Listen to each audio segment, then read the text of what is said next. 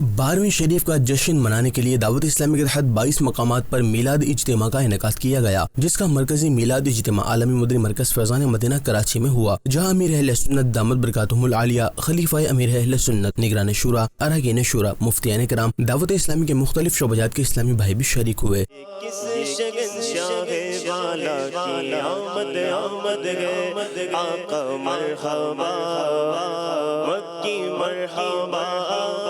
جبکہ عاشقان رسول کی کثیر تعداد ملک بھر سے مختلف سواریوں کے ذریعے عالمی مدنی مرکز فیضان مدینہ کراچی میں ہونے والے میلاد اجتماع میں پہنچی۔ میلاد اجتماع میں امیر اہل سنت دامت برکاتہم العالیہ نے مدنی مذاکرے میں علم و حکمت سے بھرے عاشقان رسول کے سوالات کے جوابات ارشاد فرمائے، جبکہ دعوت اسلامی کی مرکزی مجلس شورا کے نگران مولانا محمد عمران اتاری نے سنت و بھرا بیان کیا اور دعوت اسلامی کے دینی و فلاحی کاموں سے متعلق عاشقان رسول کو بتایا، جبکہ نعت خوانوں نے کلام بھی پڑھے۔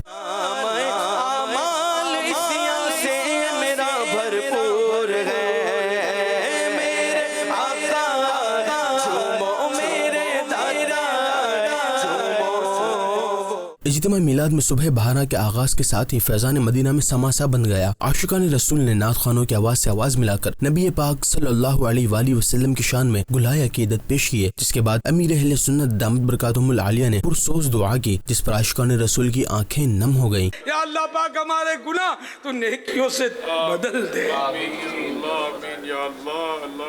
اے اللہ پاک آئندہ گناہ نہ کریں یہ بھی توفیق دے، یا اللہ پاک صرف نیکیاں کریں، صرف تجھے اور تیرے حبیب کو راضی کرنے والے کام کریں۔ اجتماع میں شریک عاشقان رسول کا مدنی خبروں سے گفتگو کرتے ہوئے کہنا تھا، بہت ہی خوب رقت انگیز مناظر تھے۔ اللہ تبارک و تعالی ہمیں آقا دوجہاں صلی اللہ علیہ وسلم کی سیرت طیبہ پر عمل کرنے کی توفیق عطا فرمائے۔ ماشاءاللہ بہت اچھی رہی کیونکہ جو ہم نے مطلب یہاں پہ آئے ثواب کی نیت سے آئے، اور جو یہاں پہ رونق تھی ماشاءاللہ بہت اچھی تھی۔ بہت مزہ آیا، بہت سکون ملا، بہت روحانیت ملی۔ میں کافی ٹائم بعد یہاں آیا ہوں لیکن کافی مزہ آیا، اللہ کا شکر ہے، بڑا مزہ آیا الحمدللہ۔ عاشقان رسول نے فجر کی نماز عالمی مدنی مرکز فیضان مدینہ کراچی میں باجماعت ادا کی اور اپنے گھروں کی جانب روانہ ہوئے۔